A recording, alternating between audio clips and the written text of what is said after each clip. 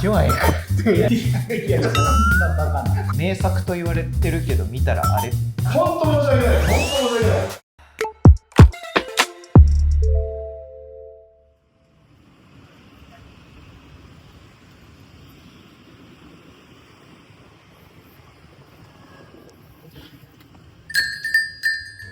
いらっしゃいませ。カフェフォーリーフへようこそ。クローバーズ代表の小山です。ここではクローバーズの社員たちが気になることを勝手気ままにおしゃべりしています。どうぞ皆さんもお好きな一杯とともにお楽しみください。それこそ小学生で結構ハマってる時にプレステージっていう映画見たんですよ。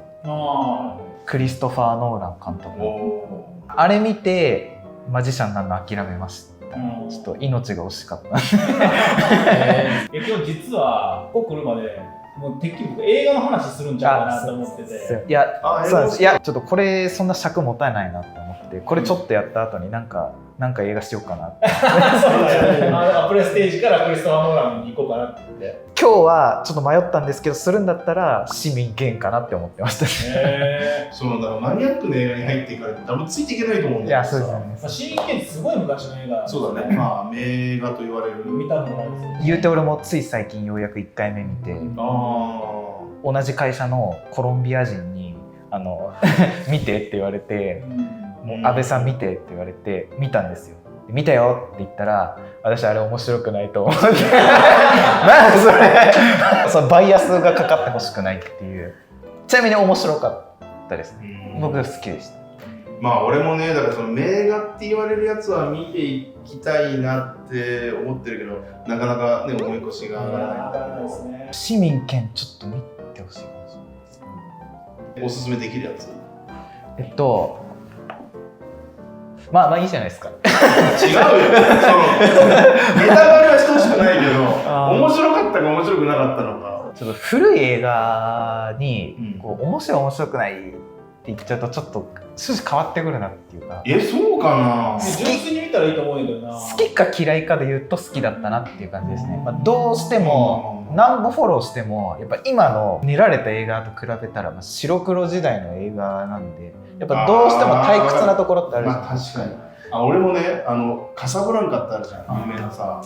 カサブランカを見たことなかったんだけど、初めて見たのは宝塚版なのよ。宝塚の、空組公演で見たんだけど、まあめちゃくちゃ良かったんですよ。まあ俺宝塚好きっていうのもあってひいき目かもしれないけど、小池秀一郎さんだったかな、脚本がやっぱり脚本すごく脚色もこうやって練られててすごい良かったから、これちょっと俺やっぱオリジナルの映画版も見ようと思ったんだけど、あれっていうね感じがあったんですよ。だからそれは確かにそういう時代もあってかなって思うところは確かにあったね。そうなんですね。その時代にはその時代の流れの中で評価されたんだろうなっていうね。そうなんですよ。だから面白くないで言っちゃうとちょっとやっぱ変わっちゃうかな。でもさ、名画って言われる中で例えばスティーブって見たことある？見ないです。ポール・ニューマンとロバート・レッドフォードのあれ、スティングのオチは、絶対に喋っちゃいけないって言われる映画なんだけど、これはね、今見ても面白いと思う。僕もその同じ流れで、多分白黒映画って覚えてる限りで2本ぐらいしか見たことなくて、7人の侍とサイコ、ヒッチコックのサイコ面白かったですけどね。サイコ見たことないです。面白かった。多分今見ても面白い。羅生門見たことないです。ないね。俺、小山君のおすすめのグーニーズ。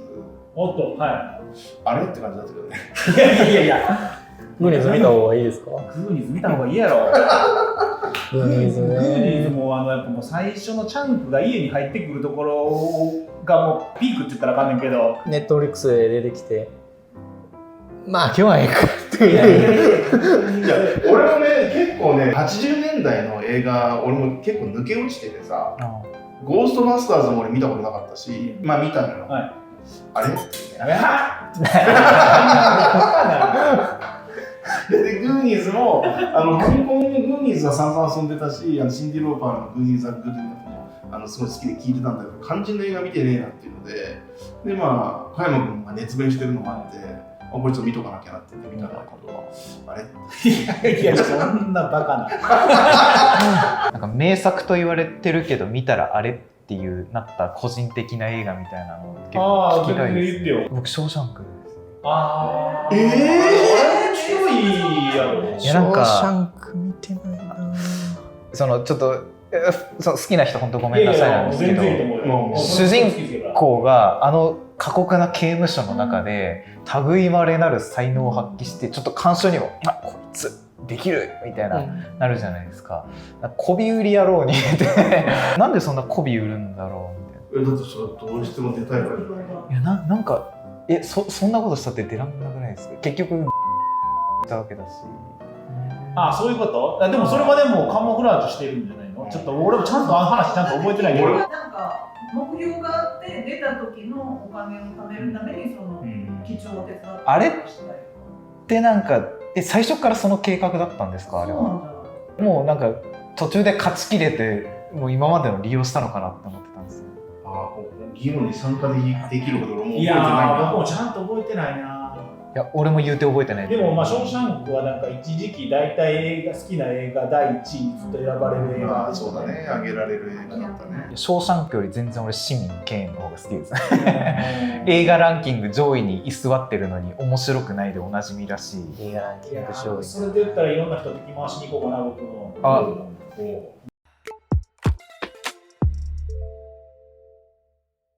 僕はもうタイタニックですね。それが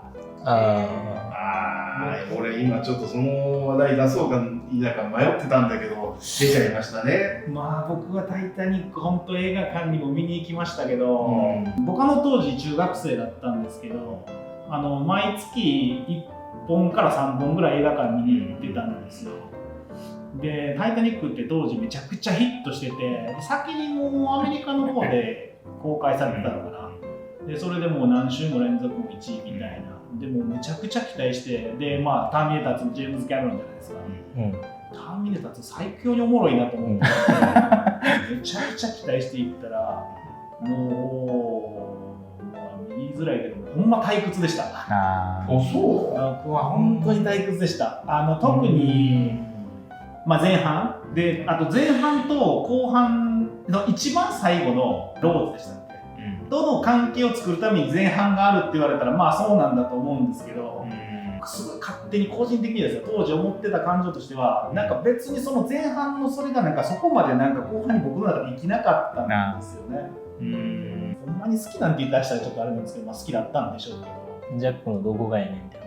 ジャックめちゃくちゃいいやん。ジャックめちゃくちゃかっこいいです。いやそうかっこいいのかっこいいけどね、それかっこよさじゃないねんけどな。俺が思ったのはローズが好きって気持ちになられへんなっていう。本当申し訳ない。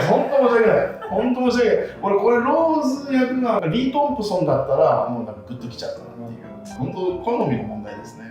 そこは僕そうでもなかったんですけどね。やっぱ前半後半で言えばごめん反論するようだけど、さっきも俺例に出したようになんかタイタニックの映画って筋書きが面白いかどうかよりも見始めた時からこの船沈むのになって思って見るのが俺はなんかこうちょっといろいろ心に響いたかなっていう。だからその最初にジャックが賭けをしてさ勝ってチケット手に入れるとか、なんかもうここで負けてたら命を落とさないのにっていう見方を全部に置いてしてたから、なんかそれで結構そのタイタニックが最後に沈むっていうのが重いなっていうのがあった。俺それ系見れないんですよね。最後に死ぬって分かってる戦争映画とかも俺ダメですね。死ぬじゃん。タイタニックのね、この映画宝塚でタイタニックを設計した技師のドラマっていうのがあったのよ。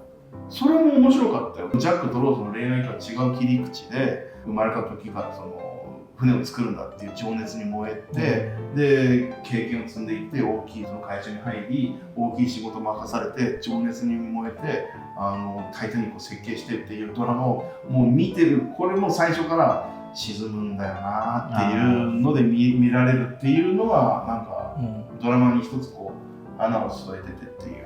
俺が好きなさガンダムのさポケットの中の戦争見たことある人いる？僕まだです。見ようと思ってネタバレはしないけど俺ネタバレした状態で見ちゃったんだよね。これねネタバレした状態で見ても一つの楽しみ方ができると思う。最後のさこうなるんだったら嫌じゃんっていうそれだったらもしかしたらまあ俺オチ聞いても全然楽しめる派です。そうそういう映画なんだって思って全然見れるタイプですね。でも死ぬやつは嫌なんだ。そうですね。なんかそのちゃんとこういううまいオチが待ってるみたいなの聞くと、なんかもう最初から伏線拾えるじゃないですか。なるほどね。これこうやって見せてんだ。死ぬのはなんか違うじゃないですか。まあでもその理屈で言ったら死ぬんだけどドラマがしっかりしてたらあり。まあそれはありですね。ただなんかその戦争とかタイタニックとかってもうなんか死に方がなんかうまい映画ってパーンこうやって死ぬじゃないですか。タイタニックの最後で言ったらこれもネタバレにも別にならないと思うから言うけどさ、最後ローズを板切れに乗せてジャックは沈んでいくじゃん。であれがよく2人乗れるだろうみたいな議論されるじゃん。でなんか YouTube の企画だったかテレビ番組だったか実際にじゃあ2人乗れるのかみたいなのを科学的に検証してるなんか企画なんかもあってで結局2人乗ると沈むからあれはなんていうの映画的に最後描写としては正しいんだみたいなことをやってるのがあったけどもうそんな検証やってる時点でダメじゃんと思うわけよ。もうこれは確実にローズ一人こうしないと助からないからジャックはもう身を犠牲にした、そりゃそうなるよなって腑に落ちる終わり方を演出として見せてあげないと科学的にはこうなんです理論的にはこうなんですなんて説明書別に読んでみる映画なんじゃないんだからってさその点において俺キャメロンって完璧主義者じゃないのかなと思うんだけどなんで最後の場面あんな風にしたんだろうなっていう疑問は思う。まあそうですね。あと周りにはやっぱりいろいろ渦みたいなの置いてましたしなんか生きる努力してくれてもよかったんだけどなっていう。で思わしちゃダメなんだ演出的に。っていうか板乗ってても助からなくないってちょっと思っちゃう。いやでも水につかってたらあそこはすごい冷たい海やから。なんかローズって濡れてませんでした？濡れてはいた。であんな夜風にさらされて。けど水中にいるよりはマシやった。映画ってどうしてもさ嘘だから重箱の隅つつき出したらそりゃそうなんだろうけどつつかせない演出力で乗り切ったら何だっていいと思うんだよね。ビリバビリティってやつですね。そうビリバビリティがあればそういうふうに思わせられなかったのは演出力の弱さかなと。なんかタイタニックなんかいいシーングッときたシーンも当然あったんですよ。老夫婦はなんかそのままベッドで死んでいくシーンだとか演奏家が最後どんな状況になっても演奏してるとかなんかすごいグッとくるシーンがあるんですけど僕があんまり映画ちゃんと1回見ただけで覚えてないタイプの人間なんですよ。でもそこ覚えてるんですよ。だからそこがグッときたピークになってるんですよ映画の。なんかそれも嫌なんですよ。本当はそのローズとジャックのそこの部分にグッてきたかったのになんかそこに来るまでのところの方が良かったみたいな感覚みたいなのとか。映画ってよくさ結末の10分で決まるってよく言うじゃん。だから人間の心理なのかもしれないけど途中までなんかもうまあどなくらいだったとしても落ちてガーンってきたらこの映画好きみたいな、そういうとこってよくあるって言っててだからそう落ちで失敗しちゃったらそこまでどんなに良くても映画台無しになっちゃうよね。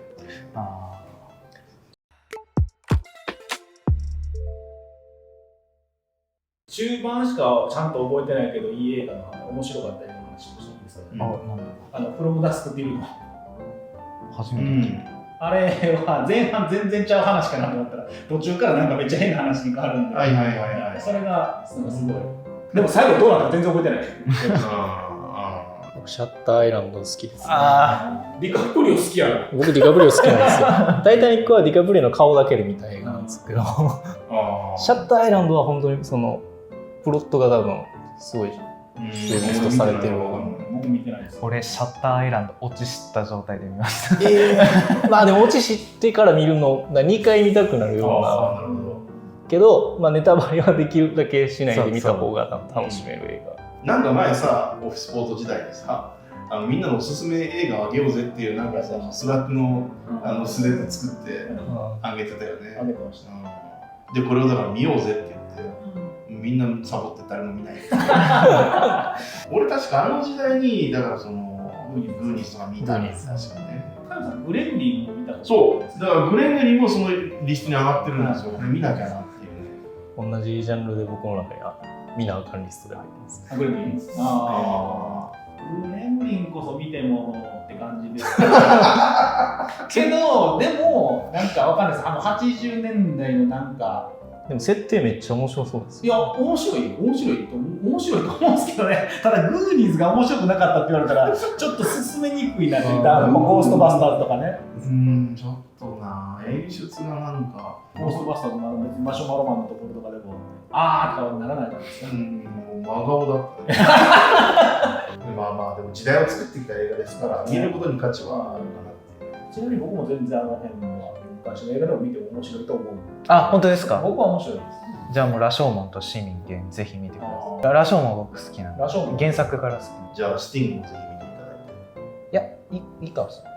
なんで見ます。スティングはぜひ見なさい。今日市民権の重くそネタバレする気で来たんで、まさか誰も見てないと思う。ちゃんと自分で見たい。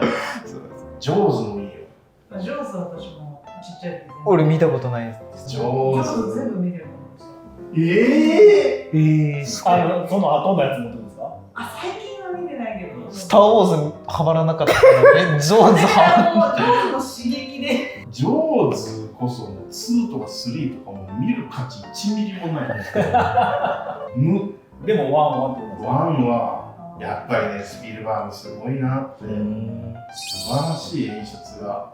結局だってね、サメが出てきて市民を襲って最後開示しますよっていうだけのことっちゃだけのことじゃん。なんだけど、もうサメの恐怖を最大限見てる人の恐怖心を引き出すっていうところで、だからパシフィックリムもそうなんですよ。もう1と2の違いっていうのはやっぱりその、ギレルモだっけの、その手法ですよ。もう怪獣が出てきて絶対勝てねえじゃんっていう思わせるその恐怖の演出がもう秀逸だなっていうね。ジョーズ見たことないんでにわか知識なんですけど、なんか聞いたところによるとなんかあえてサメをあんま見せなかったみたいな。まあそうですね。逆になんかチャッチさが出ちゃうから、それが逆に怖いみたいな。だからそれこそ80年代初期だと思うんだけど、時代に当然 CG なんか使えないし、いろんなその特殊技術もまあない時代に、今見てもサメのビリバビリティがちゃんとあるんですよ。なんかこれ作り物ジャンプがミニチュアジャンプっていう場面が一切ないっていう点で完成度高いな、今見ても。今はだから配信サイトとかだとリマスターされてると思うから。子供の頃ジョーズだと思ってたものがディープブルーだったんです。あれ超怖くて、俺ジョーズもう二度と見ないって思ってて、それで気を逃してたんです。もうね、ジョーズはね、子供に見ちゃダメだと思う。海入れないですね。海入れなくなる。もうマジで。新潟でしょ？新潟です。俺子供の頃海水浴って言ったら新潟の谷浜だったんですよ。笹川流れじゃないんですか？谷浜っていうところ、もう夏休みの海水浴が楽しみじゃなくなっちゃったもんね。ずーっと浅瀬でチャプチャプしてて、いやあっちまで泳げみたいな。サメがいるもん。足が怖いのよ。っていう恐怖を最大限引き出されるから、あれもね、子供に見ちゃダメだと思う、上手っていうくらいすごい、今見ても。でまたそのサメの恐怖もあるんだけど、物語としてもいいんですよね。船長がいいのよ、クイントって言ったっけ、あいつがね、生かしてる船長なんですよ。夜中にゲームしすぎて朝起きるのが辛いですと。辛いですって言われてもだけどまあ皆さんその辺の経験はありますか